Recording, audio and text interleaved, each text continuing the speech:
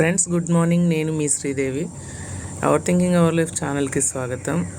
ఈరోజు ఉదయం మేము నిన్న మార్నింగే వచ్చాము దిండి రిసార్ట్స్కి, ఆఫీసు మీటింగ్, యాన్యువల్ మీటింగ్కి. సో ఈరోజు పొద్దున్నే నేను 4:30కే లేచి ఇక్కడ కూర్చొని మెడిటేషన్ చేసుకుంటా కూర్చున్నాను. అసలు ఇప్పుడు 5:30 అవుతుంది.